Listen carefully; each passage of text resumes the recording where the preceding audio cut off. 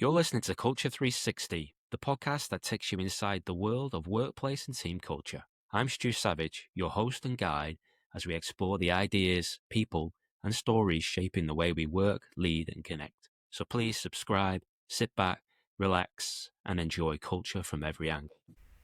Hello, good people, and welcome to the Culture 360 podcast, Culture from Every Angle. I'm your host and guide, Stu Savage. And today, it's episode 1 of our 3-part series based around education. The school wasn't built for me, when the rules, routines, and language of an organisation fit some people and not others. Exploring one of the most important and often overlooked questions in education. What does it really mean to belong? Well, we're delighted to welcome back a familiar voice to Culture 360, joining us once again, Duncan Morrison, Assistant Head Teacher at Bridgwater School in Warrington. Many of our listeners will remember Duncan from episode 5, where we explored the culture and climate within school education and discussed how environments we create shape both learning and human potential. We're also thrilled to welcome a new guest to the podcast, Jamie Gillespie, Assistant Head Teacher, St Thomas More Catholic High School in Crewe. He's an extensive leadership and teaching experience with him. He's also here to keep Duncan in line and keep Duncan on his toes. No Gentlemen, chance. welcome. It's the depths of winter here in New Zealand, and I keep hearing about these heat waves across Europe. And I think that means one thing: the academic year is nearly at an end. Is that right? Very close, very getting there. Yeah, so effectively, Stu, what that means is you've got 32 children in a red hot room with a sweating teacher and everybody looking very tired with no AC. So the end is in sight. You'll all be booking your summer holidays, right? Yeah, I think it's already done. Another trip to Rill. There's nothing wrong with North Wales. Anglesey. One of the most salient points to come across the podcast, certainly the last podcast Duncan and I did, was the need for belonging in education. And that comes through all of the work that we've done with Culture 360 in the Culture Room. And it just permeates, the thread comes through about belonging. So the opening question for you two is, what are the main issues around belonging in schools at present? What are you grappling with? And how are you evolving those solutions? Open floor question for you both. Do you want me to start, Jay?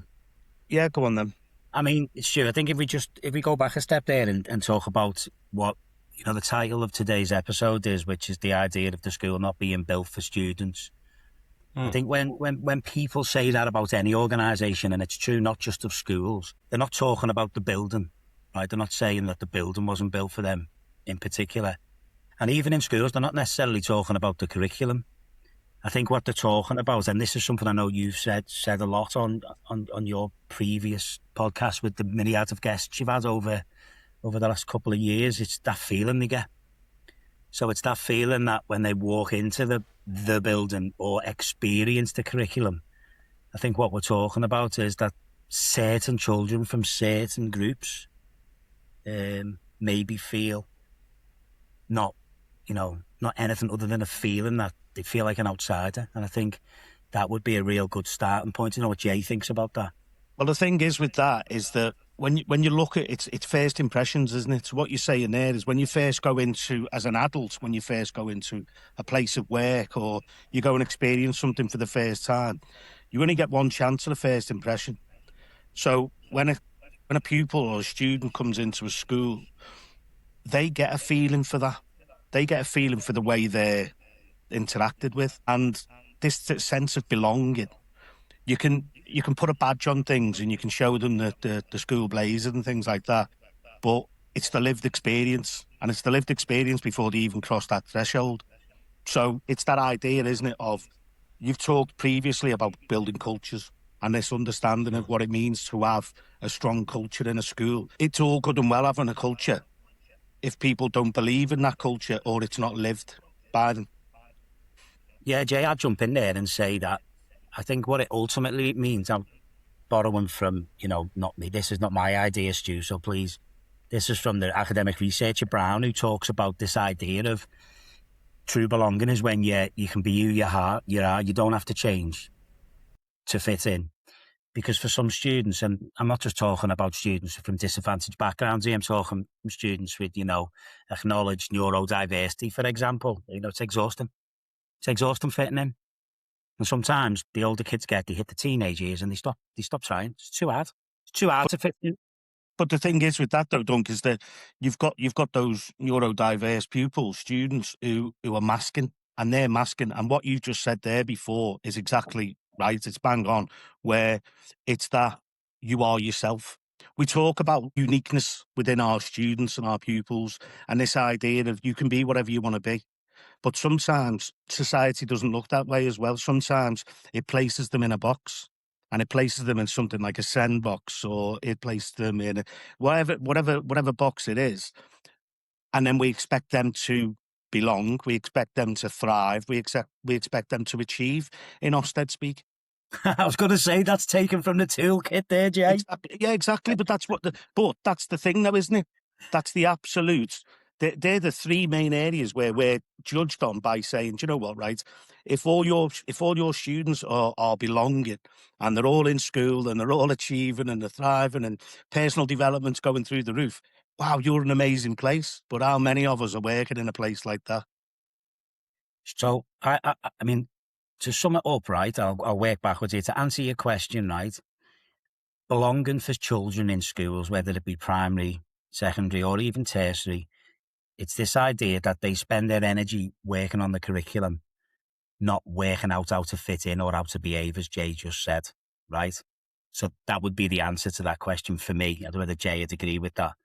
So a pupil needs to spend their energy thriving, not surviving, to coin Jamie and Ofsted there. I think how we do that is, it's not necessarily, we spend a lot of time teaching children how to ask questions, how to, challenge politely, and how to talk to adults, and, how to get the feedback from the teachers. But there is certain children in school that can't even get to that because they spend lots of their energies subconsciously trying to be part of the game, trying to know the rules for the game. And then before we even get to those things, which, as Jay knows, how many times, Jay, have you walked into detention and seen the same 6 kids for being rude to staff? And literally, it's not necessarily a behavioural issue. They're not rude children. They just haven't really understood how to, I've done it myself. Take your hands out your pockets when I'm talking to you. Look at me when I'm talking to you. For some children, that's not the first thing that my kids know how to behave when they're getting told off, because they know how to say sorry and move it on. It's that thing as well, though, Dunk, isn't it? Where it's as I alluded to at the beginning, it's that first interactions, and I don't just mean first impressions. Now, I'm talking about as they come into your place of work, as they come into your school, and it's that thing of, are you ready to learn? And ready to learn to your children, or to my children, or to Stu's children might look very, very different. Being ready to learn and having that first interaction is, have they got a tie on? Why haven't they got a tie on? Have they been fed last night? So for them coming into a school, and then you're just saying there, thriving for some of those pupils are being in that day and not being put in the chokey for half an hour, or not being suspended, and they've done a bit of work. But how are we rewarding that? What are we doing with those pupils to say, that is real life, that's the way life is? Because sometimes we are their champion. Sometimes we're the ones who will make sure they're okay, and we'll safeguard them, and we'll do the PD stuff with them. But it's, as you just said there, we expect people to behave. Behaviour is taught. It's a taught curriculum. So we can't just assume for all our pupils that, do you know what, right, belonging is that we're all doing the same thing. We're all singing hymns in assemblies. It just doesn't work. That's such a good way to put it. If belonging's not something you can just assume, what's the micro moment that tells you that a kid belongs or doesn't? Like, paint me a picture. What does that look like on a busy Year 9 corridor? So, I mean, for me, when you talk about a busy corridor in a high school, and over the years, me and Jay have been in many, I suppose what belonging looks like on that corridor is a Year 9. You said Year 9, didn't you? Pupil speaking naturally to staff, being listened to and having a conversation, rather than a performative conversation whereby they feel they're fitting in, more of a reciprocal conversation where it's, it's based out on respect for each other and an understanding for each other. So that's what it would look like, Stu. Do you know what, Duncan? That's the absolute correct way of looking at it. And it's that thing, from my point of view, it's the unseen moments. It's the moments which win everything else. It's that thing, isn't it, of catching and being good. Catching and being good is when you're walking down a corridor and a year 9 pupil and no one's looking, no one's there. It's you and it's them. And they hold the door open for you and you walk past and you say, thank you very much for that. How's your day? And it's not this scripted conversation. It's not this Catholic social teaching. It's not these core values of the culture of the school. It's that natural moment of, you're all right.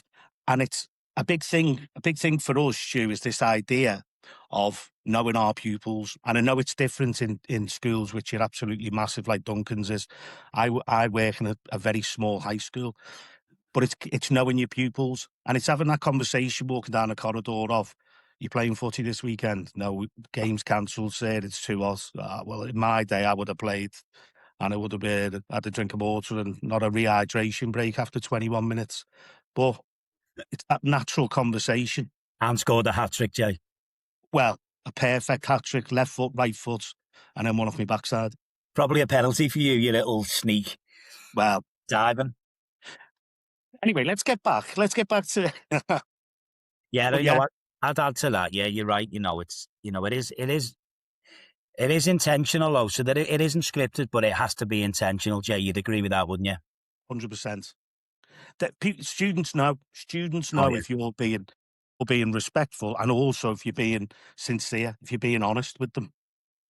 Yeah, so just what Jay was talking then about, he referenced size of schools. Let's be 100% certain here. Ofsted don't care whether your school is like Jamie's, 600-700 kids, Catholic, one site, or 1,700 kids, split site like ours is. They don't care. You're going to need to walk around with the senior leader as an inspector, and they're going to expect you to know the children in the room. The feedback I've had from colleagues who've been through inspection, it's not this, oh, we're dead big. It's who's that? What can you tell me about them? What am I going to see here? What's their book going to look like? And so implicitly in the toolkit, it's the golden thread of inclusion, as we refer. Jamie's heard that before. He's probably being sick. That golden thread of inclusion, and that means knowing children, because you can't include if you don't know them. Stu? So you've mentioned there about knowing every student and having a relationship with them, and I guess a point of contact and building that relationship. But in a school of so many, is that possible? And forming relationships with all those key points of contact? I mean, look, don't forget, Stu, within any school ecosystem, there's different people at different levels. So, the likes of myself in my role, and I know that me and Jamie do a similar role across our schools, that undeniably, there's children I know better because their intensity or the complexity of which they present in school. Other children who maybe not necessarily are on any sort of child protection register, or, who are at risk of PMX, are the kind of children myself and Jamie deal with. There's children at different layers. Like my children, for example, didn't really cause any trouble at school, but someone knows them. Their teachers know them, the form tutors know them, the heads of year know them. So, I know my classes, Jamie knows his classes. And that's, again, it's that intentional knowing your class and trying to ensure you make that connection. I think you touched on this back in episode 5 too, like that constant churn, gaining 300 kids and then losing 300 kids every single year through the school. So the culture's then in constant flux. Is that something that you actually consciously work on?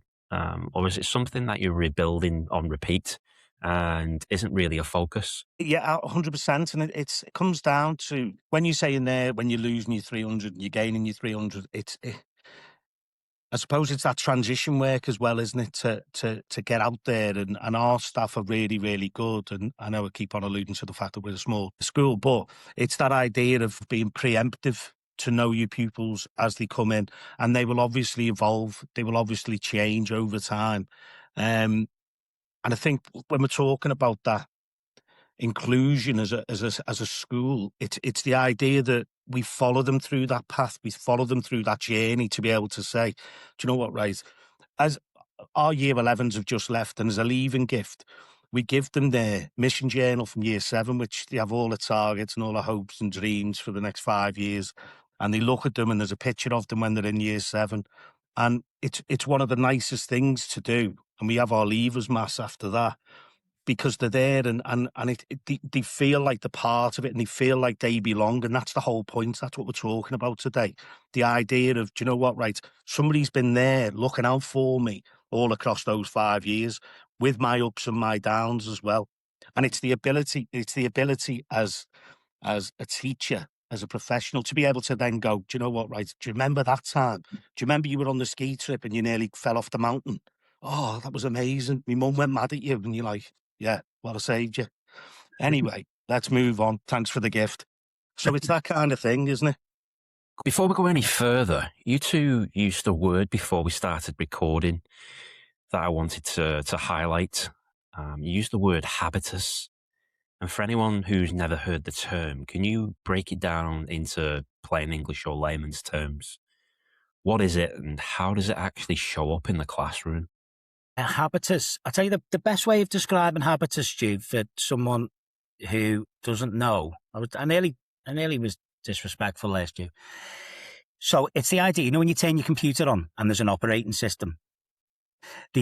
Any organisation, whether it be the NHS, whether it be the town hall, whether it be schools, whether it be corporates, they have an operating system.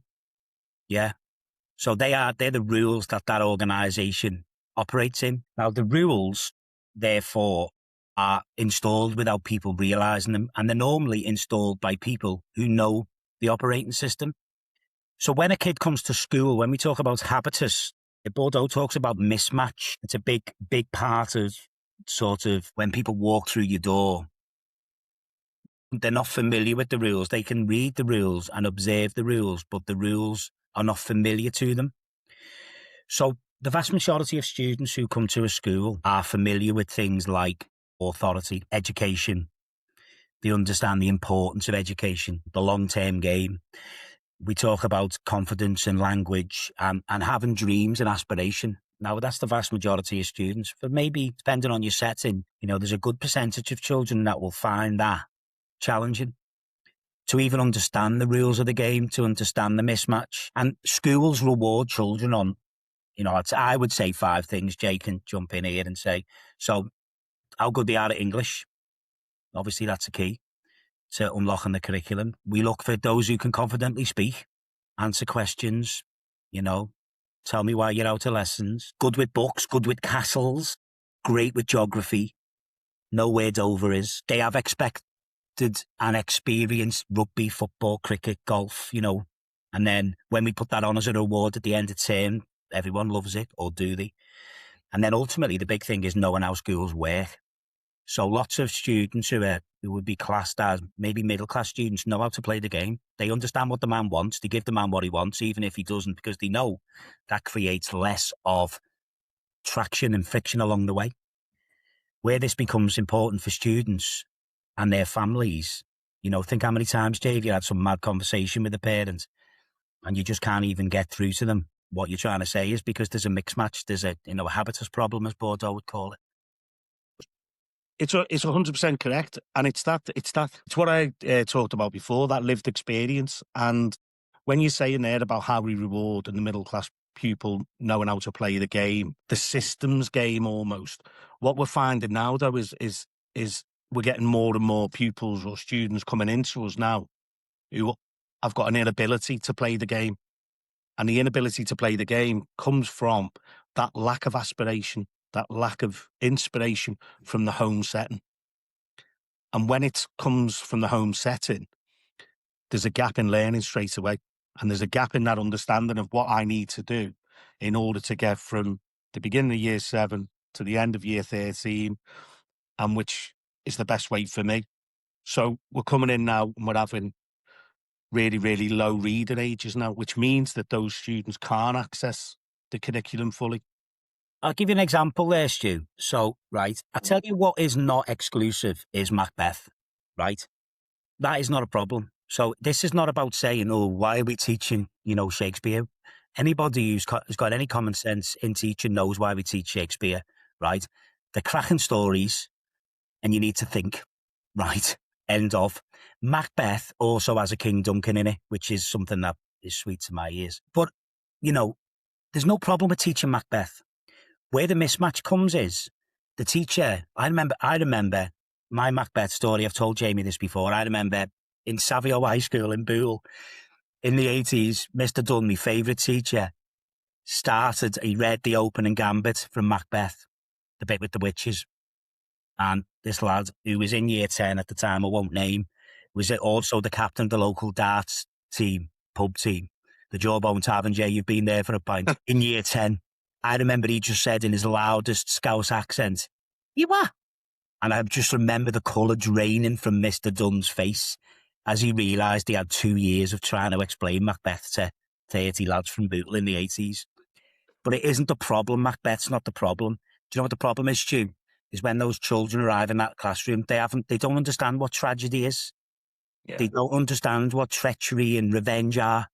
So the way to get around that is you pre-teach those words.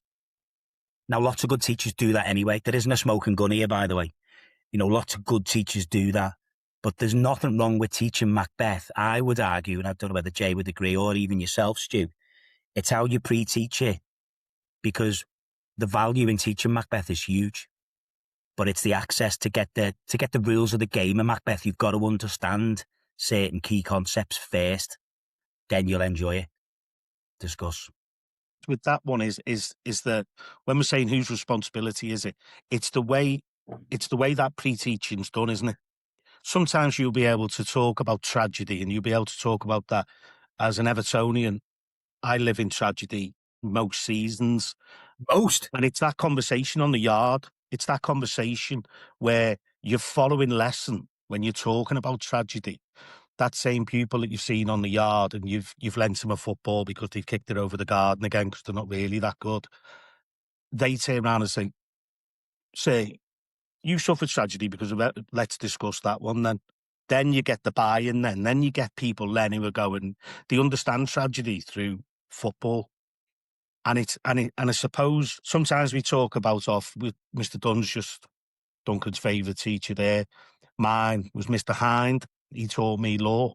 And it's you buy into that teacher then, don't you? You believe in what they're saying. You believe in what they're doing. And I think it's when you're saying, Stu, whose responsibility is, I think it's everyone's. You know, and I'd agree with that, mate. And you know what? Back in the day, I remember when I first started teaching 20 odd years ago, you would find smoking guns in the curriculum. So you would open the SATs paper for year sixes and it would be, you're at the local village fete. Describe, and I'm thinking, if someone had asked me that in Bootle about a village fete, I wouldn't know what you were talking about. But if they had said, you're in the local legion, you're by the fruit machine, somebody's giving you a Diet Coke and a packet of crisps, they're grand. This sounds like our childhood, Jay. I know, exactly. Do you know what I mean? Then I'd be able to access that. So it's not about latent ability, and it's not even a smoking gun anymore. You won't find that. You won't open up you won't go into a scheme of work in year 9 and find some middle class, Midsummer Murders type setting. You're not going to get it. Where you're going to find a potentially, not a smoking gun, but a slightly warm one, is the quality of teaching and how people pre-teach. Because there's nothing about IQ, right, that's got anything to do with how many castles you were taken to. That's ability, that's you're born with it. I know my mum spent our whole childhood dragging us to museums and libraries and that, and I know Jamie's family were the same, and we've done that for our kids. So whose responsibility is? Well, it's the family, innit? But if that doesn't happen, then we've got to make sure in school that we make sure everybody's on the same level. Smoking gun, we've spoken, haven't we, at the heart of quality first teaching, at the heart of school leadership, at the heart of youth work and social work, all these different professions that work with the family. It is the importance of relationships. And we've spoken before, haven't we, Stu, about those awkward situations where you're expected to have a relationship instantly, when you sit on a plane next to someone. And it's a bit like you're sharing elbow spacing for the first 20 minutes until by the end of the flight to Ibiza and you're made up because you're not sat with your family. And there's another dad next to you, and by the end of it, you've had a good chinwag about footy, rugby, whatever. But at the start, it's awkward, isn't it? It is. That thing about relationships is 100% correct, and it's. I know you spoke about it previously about money in the bank and things like that, and it's this thing, isn't it, of when you've got that relationship with the family, it's not just the pupil or the students, it's the family, and when you've got to have those challenging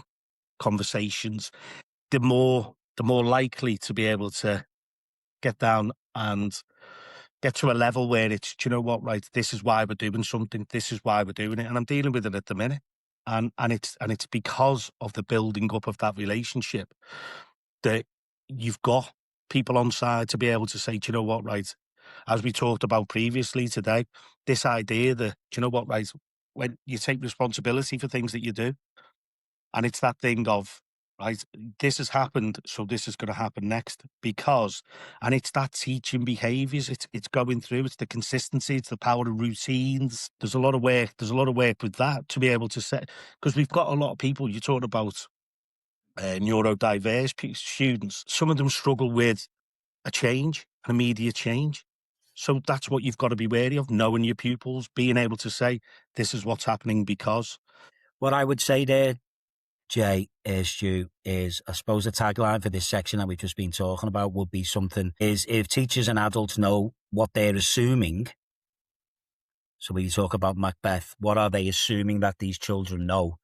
And then just ensure that what you've assumed everybody knows, that would be good teaching for me. So instead of assuming tragedy or ambition or monarchy even, look at that from a history perspective, King Duncan. Long live King Duncan. Although we know he didn't. Unlucky. Silver linings. I know, mate. It was good while it lasted. What I would suggest is this idea of the assumption that we make, and that's something that we do. That is the problem in schools, we assume that it's if you're from, there's at least 3 Irish families on there somewhere, big Irish families from the 80s. In my house, in my nan's house in the 80s, at any given night after school, there'd be like 16 cousins. You had to be loud to be heard. You then transpose that into school. Those children are not naughty, they're just loud because they don't get heard otherwise. And then it's fighting for airspace, aren't they? Puts them on detention for being loud. They're like, hang on, that's how I survive in my setting. And that's an example of that mismatch, Stu. It's not a behaviour. It's not out of badness. It's just something that we've assumed that everyone knows that the best way in a middle class setting is to sit quietly and wait your turn. But you know what? That isn't always everyone's lived experience. And exactly, and that's their daily diet at home, isn't it? That's not their daily diet at home is not sitting around a dining table at a prescribed time each evening to have a 3-course meal. I mean, I would argue that even though what we can't do is not recognise that society expects you to behave in that way, and you've got to thrive in school is one thing, but to thrive in society, knowing the rules of society, implicit or otherwise, you need to be able to, like, for example, litter. Lunchtime yesterday, the amount of times I walk around the canteen and say, put that in the bin, put that in the bin. Occasionally, sometimes they look at you and think, isn't that woman's job who walks around with the trolley? And you're like, no, it's not. And then you have to unpack that. But what you don't do is, I tell you what you don't do in that, you don't just rip their heads off for being rude. I mean, that's what would have happened years ago. We would have been, what do you mean? It's that woman's job. How dare you? What you do is, and the kids look at you sometimes when you do that and they're like, she's the cleaner, so is the caretaker. Their job is to clean. Why wouldn't they clean? And what you're trying to explain to them is you're making their job 10 times harder. Their job's not to tidy after you. Although your mum might do that, your uncle might do that, and your auntie might do that, we're not doing that for you, because if you leave your litter all over your desk in work, you will get fired or have no one talking to you. So we have to implicitly, as Jay's already alluded to, teach that, but we have to give them reasons, don't we? We've said that before. You have to give people reasons. So what's the reason why you put your litter in the bin? I'll tell you. No, I agree. I agree totally with that one. And that's that behaviour as a taught curriculum. As a taught curriculum, you're not telling them just to behave by sitting behind a desk for 5 hours a day. sitting in silence, nodding, following someone who's walking around the room for all like the old slant type of thing. It's not about that. It's about understanding why we do things at a certain time. Why it's not okay to just get up in the middle of a lesson and just start walking around and then going, well, it's my human right to get up and walk around for 10 minutes. Yeah, but you're disrupting the learning of 32 other pupils in this hot and sweaty classroom. There's a lot of things. There's a lot of things about careers now, and the Gatsby 8 benchmarks and everything was all about in year 10 and year 11, 12, 13. We need to do a lot of careers where to get them ready for the next steps and everything. I think that's, well, it has. It's come right all the way down to year 7 now. But even before that, it's the idea of that aspiration and inspiration. If we sat down with our pupils, and I often will do this, and we talk about where we lived, and it's not that we're very fortunate with our families now, and we live good lives and everything, but it wasn't always the case. And it's that idea of having that aspiration, but almost like a realistic aspiration. We're not asking them to go and try and pretend that they're going to be something that they're not, because that's not the case. But what you want to do?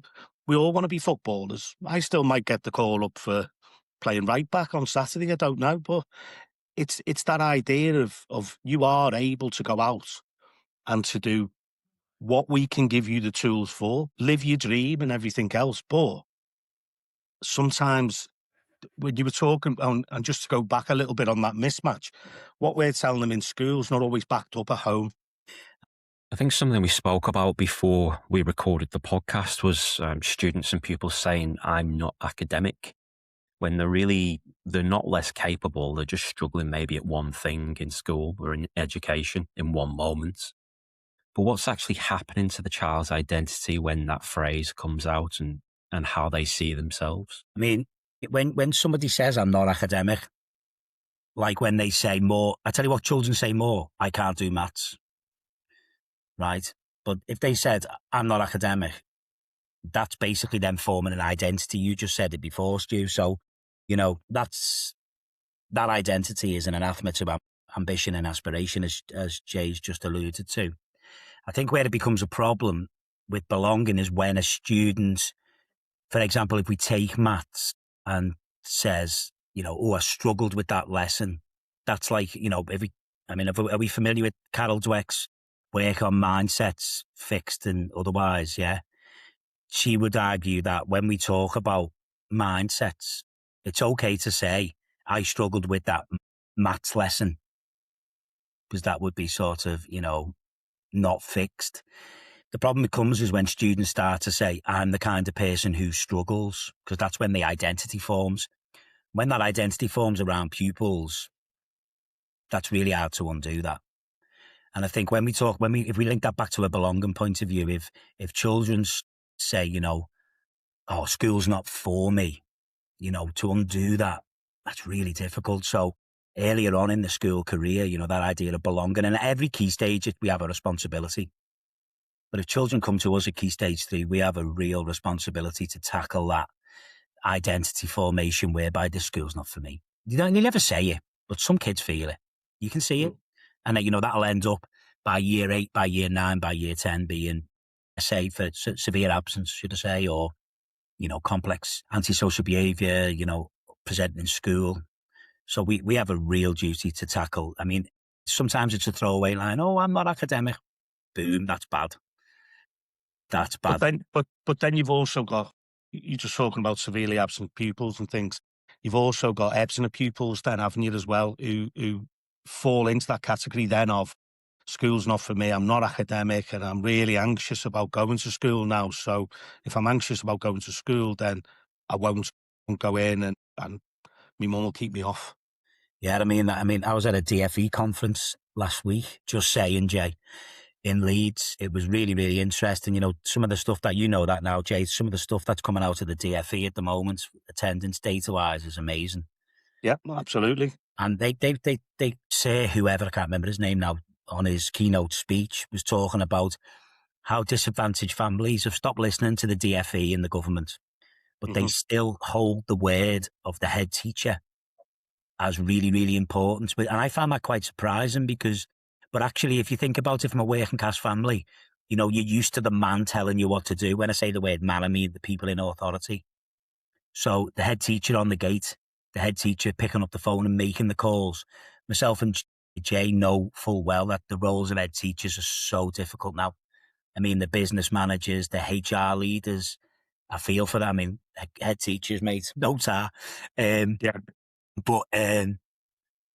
also what's really important and what can't go missing in that is the head teacher who stands on the gate, the head teacher who picks up the phone and has that conversation, which makes mine and Jay's jobs easier because they listen to the man. We all listen to the man.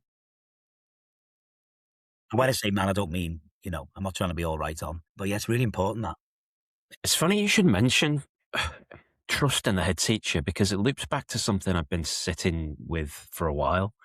We usually assume kids have to perform first and belonging is, well, a reward for that.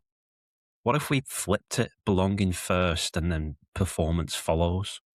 Does that actually hold up in a real classroom environment?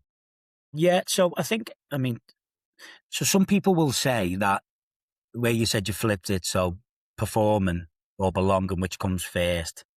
In traditional, you had to perform to belong, and that is it Eastwood, Stu, that Kiwi who does, in Eastwood, yeah. I mean, that book's amazing. Anyone who's listening to this, apologies, but also that's a book to read. That book is amazing. When we talk about this belonging before in schools, some people will challenge it and say, well, you're letting your expectations slip, aren't you? We have high expectations for these children. To do it the other way around can sometimes seem like a weakness, but to do it the way you suggested, belonging before, sort of is all about relationship building. And, at the core of everything we do, whether it's read Owen Eastwood's book or run a canteen in year 7, it's the belonging that matters. I mean, I know Jay would agree with that as well. Just when we're talking about belonging to perform or perform to belong, we've also got to think about the transition between Key Stage 2, Key Stage 3, and maybe even because we haven't got a sixth form in our school. So when our year 11s go out to college or sixth forms or whichever pathway they're going to take, sometimes a student or a pupil will come on their own as well. And they might have come from, or even if they've come as a small group, they might have come from a place where they felt like they belonged.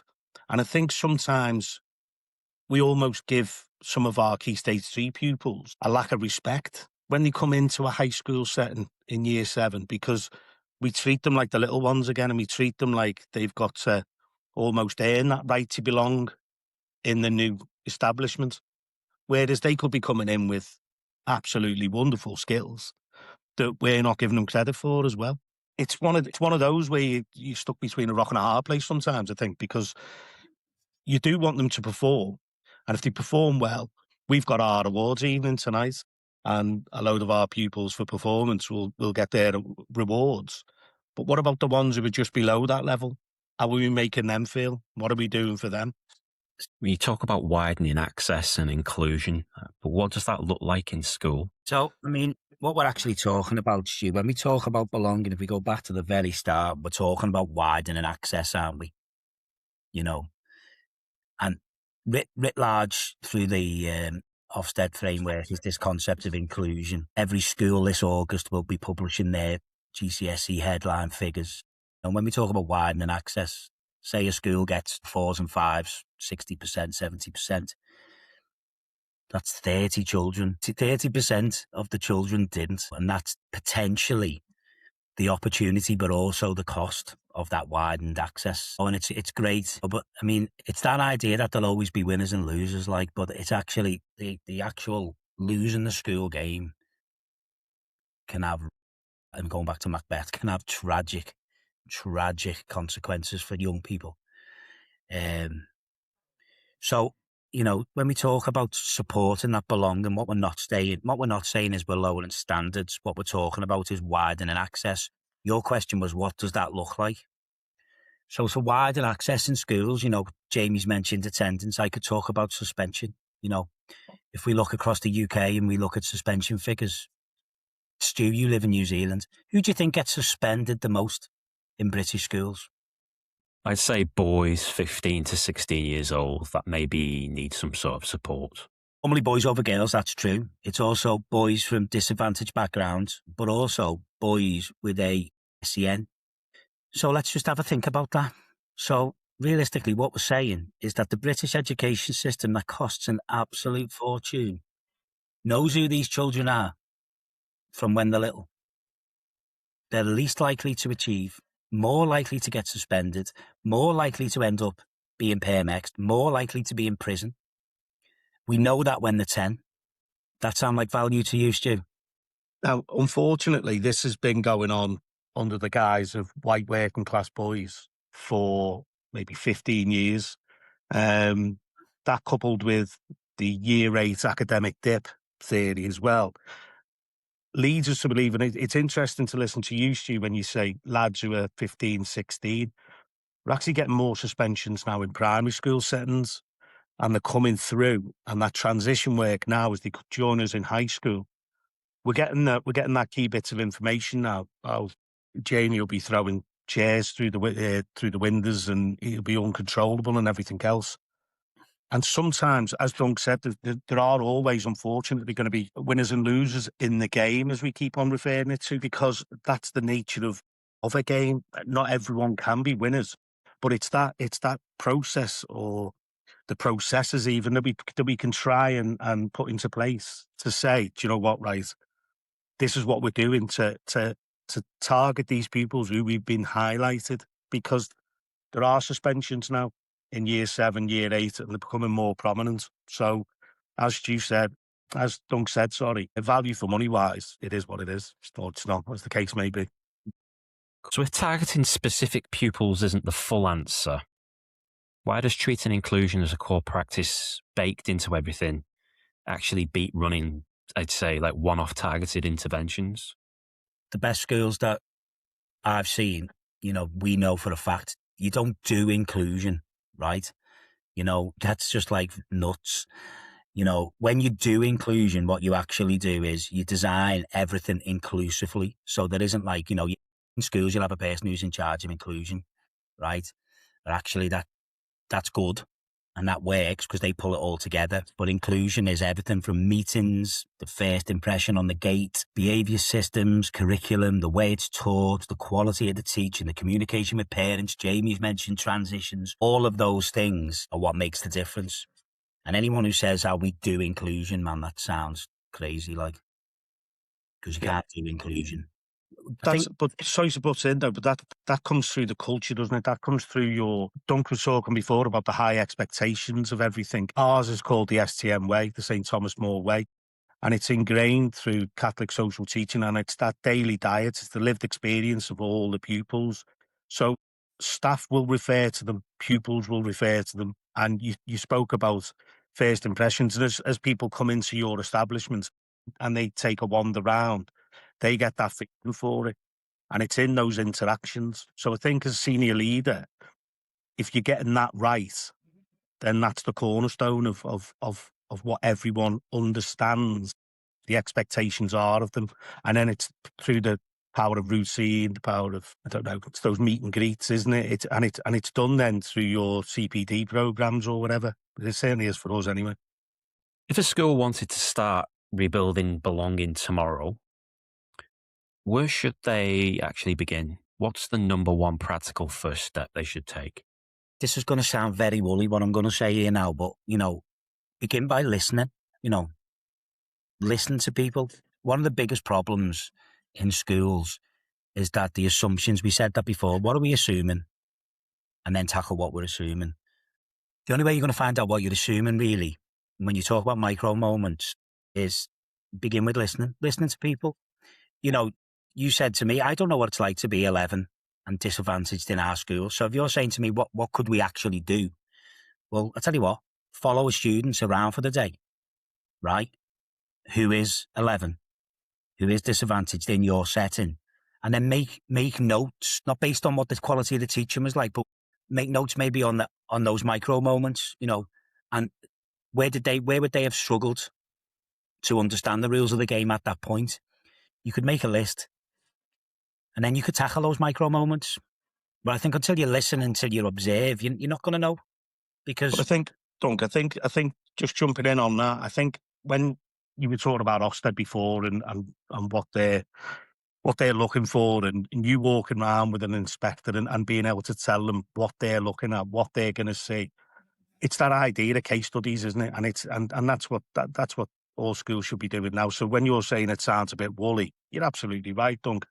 But it's that idea, isn't it, of being able to go round and have the story of those pupils, of that 11-year-old PP, DP pupil who, right, what can we say about Jamie? What do we know about him? Not what's his story, what do you want to be when he's older, and what's his favourite footy team, but what makes him tick?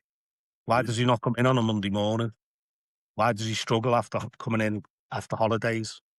Yeah, because ultimately Jamie's got to sit the same exams as everyone else, hasn't he? Exactly. He's got to know. Exactly. I'd say, right, for me, schools need to acknowledge that schools are set up and designed for pupils who already understand school. So the minority is the bit that we need to tackle for me. I'd agree because the point where Duncan was saying before about that idea of what we assume, our assumptions are that everyone can read to their natural age. Everyone can access the same type of vocabulary because they've been read to as a baby, and they've been listening to classical music since they were in the womb, and that's it. And we can't carry on as a leader. We can't assume that every single pupil or student who walks through our doors have that lived experience. I'm not too sure about classical music in the womb, but it's definitely the idea. It's definitely the idea that we've got to have a wider understanding of who's coming, because we've been talking about inclusion, and Dunk's 100% correct when he turned around and he said, we can't, inclusion is not something we do to people. It's something that we do with them. That idea of care, if we put someone in care, we wouldn't provide care to them, we provide care with them. We do quite a lot of work around. We have a teaching coaching program internal that we're all involved in as teaching staff. One of our theories of action, i.e. the things that we need to do better, theories of action, is this idea of relationship. And we spend a lot of time training, not staff, but training each other about the importance of relationships and what that looks like in the classroom and what it looks like on the corridor. And, and I think realistically what the theories of action are about is, in England, we talk a lot about what's good for children with SEND is good for everybody. So it's about all of those quality first teaching techniques, such as, cold call and intentional pathways, scaffolding. What I would say is the whole theory of action coaching program is trying to make sure that somebody's difference, whether it be SEN or otherwise, doesn't become a deficit for that pupil. And that is ultimately the importance of belonging, isn't it? This idea that people who are different or have different starting points, that can't be a deficit. Just touching on what Dunk's just said there, it's that idea of how do we ensure that we train our staff and everything else. Here we have also an internal program. We do quads where we get a group of 4 members of staff, and whether they be from different departments or SLT or whatever, and we talk about not only what we see in our own practice, but what we see in other practices as well. And one of the things that came out was professional language. So it's that language, as Dunk said there, of on the corridor. How do we speak to people on the corridor, whether it be peers, whether it be pupils or students, and what impact does that have? And I think when we're talking about even training and CPDF and things like that, it's the idea of what are we trying to train for? Is it just lip service? Is it just this idea that we're just holding a Wednesday staff training after school and we're going to do this? And you will have staff who just want to sit there and go, oh, do you know what, right? I've been teaching for 25 years. I know everything. But they're some of the worst teachers in the school because of the way they engage with the pupils or the students. I think it's that continued training of what are we providing for, going back again from this morning about this aspiration, inspiration. What are we trying to inspire our students and pupils to be and do? Are we are we active role models? And I think that's a big one for us. When we're talking about the fact that this is my background, this is where I was from, these are the schools I went to, this is the university I went to, which was just outside of Oxford and Cambridge, Luton University, and it was just a place of learning and enjoyment, and that's it. It's that feeling of, listen, you can be what you want to be, but let's role model it for pupils. We're not all from middle class families. We're not all from the leafy suburbs of Tarpley and Cheshire. Some of us have to drag ourselves up, pretty much like Dunk, to be honest. Feral. Yeah, well, I didn't want to use that word, but yeah, exactly. So once you put all these belonging initiatives and programs in place, how do you know they're being effective, and how do you know they're working and successful? Are there any metrics that come along with the sense of belonging within education? Well, school is, as Jamie and you both know, is full of metrics, isn't it? So lots of metrics that tell you the story. So for me, the two biggest metrics for belonging at school is behaviour data and attendance data. So if you like school, you'll go. If you belong, you'll go. If you're in school and you're being successful, you're not getting detentions. When I talk about behaviour data, Jay, I'm not just talking about suspensions and PXs, because they're obviously often for serious one-off instances that are beyond the pale when it comes to the mad things young people do. But I'm talking about that overtime build-up data of, how many detentions, how many, internal exclusions potentially. Those metrics for me. Now, it's not death by metrics, though, because you've got to measure, haven't you? You can do a lot of qualitative research within your setting. But if kids want to come to your school, your attendance data will be good. Then another podcast, define good, Stu. No. It is. I agree with Dunk, but I also think as well about that sense of belonging as well. It is behaviour, it is attendance, and they are the cornerstone. I totally agree with Dunk that if our students or our pupils want to come to school, they will come to school, they'll behave, they'll learn, they'll thrive, they'll achieve. But it's also the extra bits as well on top for me, such as the personal development. And it's that thing of a sense of belonging sometimes is finding your niche within that school. So for our school, we have pupils who are in the performance department, which includes PE and drama. We have creative arts, and they'll go on to do textiles or something. But we have a lot of our pupils, because it's a Catholic school, who's in the Faith in Action group. And it's finding your niche, it's finding your area to then go, right, this is where I belong. Well, suppose that's it, isn't it? It's that, and I think Dunk mentioned this in the first few minutes. It's the idea of, I belong here and I'm happy here. I think to go back to an earlier point, I think Dunk made around the book Belonging with Owen Eastwood, and finding your tribe, connection and community. And I think that's something that comes through in education and any industry where you're trying to find your path and your way, and you want to be part of something bigger than yourself. You're just finding your community, really, in your tribe. Yep, 100%. And you said it before, Stu. That's exactly what you said before. And it's this idea, isn't it? And we might come in with a preconceived idea of what my tribe is and what your tribe is. But then you find your way, you find your path to being happy in school. And that's something which I think everyone strives for, to find that little bit of happiness within your school setting, which not everyone can get. Is that something you'd agree with, Dunk? Yeah, I certainly would. And, Jamie's right. There is the soft data around the idea of belonging to your school. I suppose when we talk about your question also, it alluded to, whose responsibility is it? That's simple. That's every adult in the school, isn't it? Senior leadership, of course, but it's every adult, because those children have relationships with so many people, and those relationships shape the belonging. So that would be the only thing I would add to what Jay said. It's a little bit what Dunk said before about this idea of, there are going to be some casualties, there are going to be some failures, and what does our culture do for that? What do we do at the end of year 11? So, or not as the case may be, what happens when a pupil or a student gets suspended or pexed from your school? What have you done leading up to that? what's been in your culture leading up to that, as opposed to leading up to the other 700 kids in the school? Does that culture fit in for absolutely everyone? Because I think we're quite lucky in our school settings that we are oversubscribed. People want to come to our places of learning. And I just don't think, as a senior leader, sometimes I think our culture looks for an overriding success of 100%, and it's not realistic. This has all been brilliant, and it's obviously coming from deep inside education.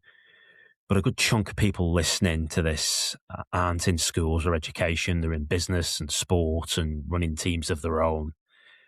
Does everything we've talked about today land the same way outside the school gate?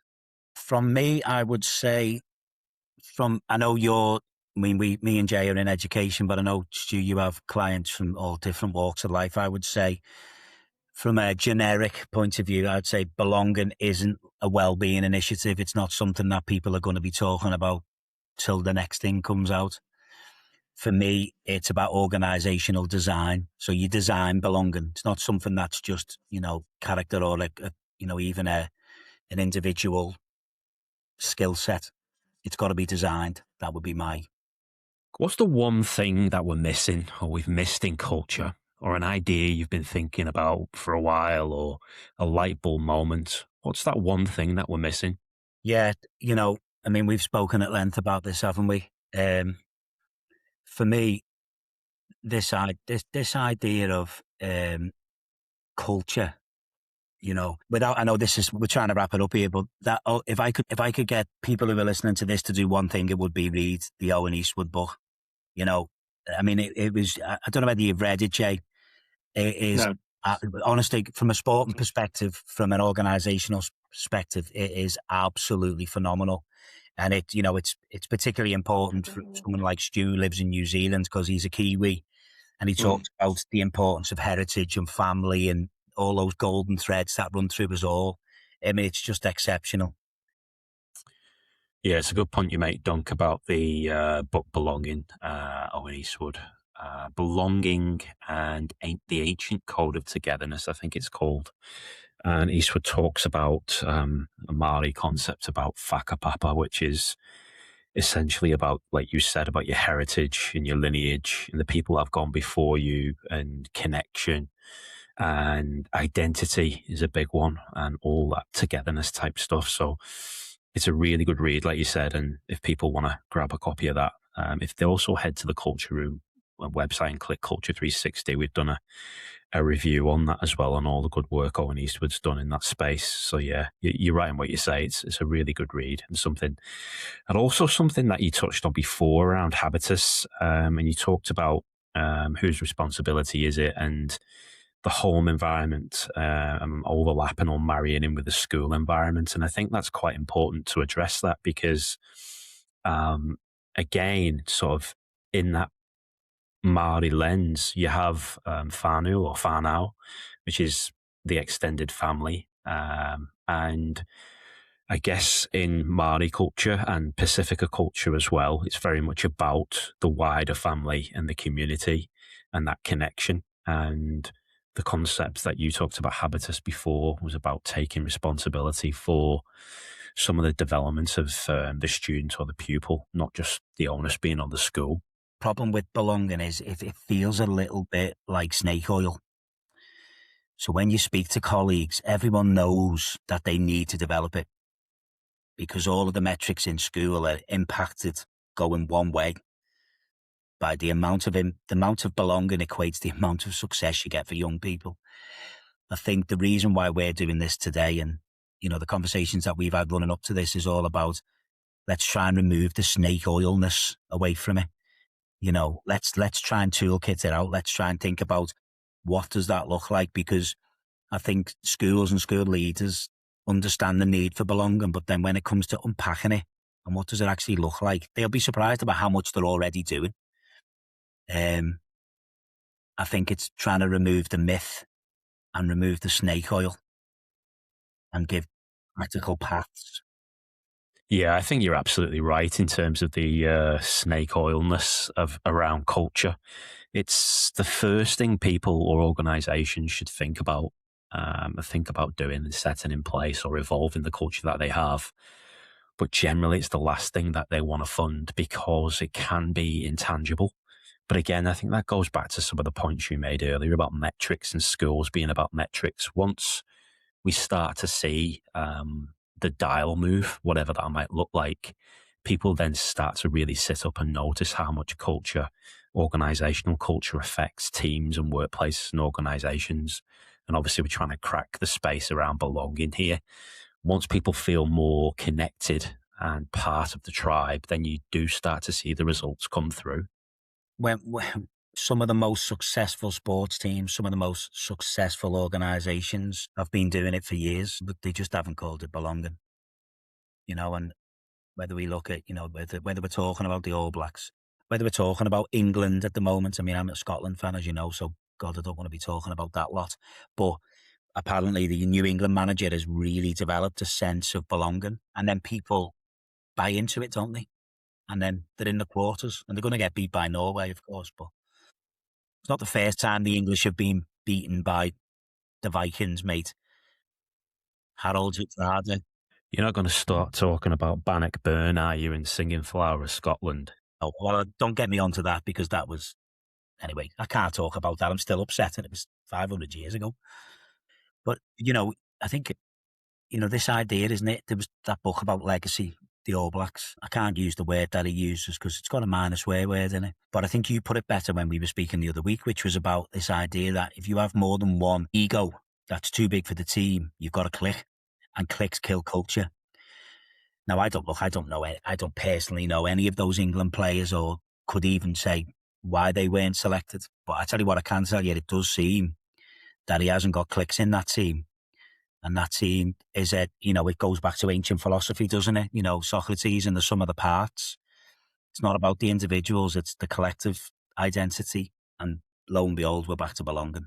Well, I think we could probably squeeze out a whole other podcast on Tuchel in England. Jamie, this has been an awesome episode. It's been brilliant. Thank you. Thank you for your time and your energy and your knowledge and your insights. It's been amazing. For the listener, this is part 1 of the education series for Culture 360. There will be parts 2 and 3 coming shortly, so please stay tuned for those. There will be a whole host of other episodes as well coming your way, so please keep your eyes on the socials and the website and the YouTube channel for those. Until then, I'm your host, Stu Savage. This has been Culture 360, culture from every angle. Thanks for listening. If you enjoyed the Culture 360 podcast, and like me, you geek out on leadership and organisational culture, then please smash a like, subscribe, and share the podcast. Also, if you have any feedback or ideas, or you'd like to get in touch, then please connect with the Culture Room at thecultureroom.co.nz or on our various social media platforms. Thanks for listening.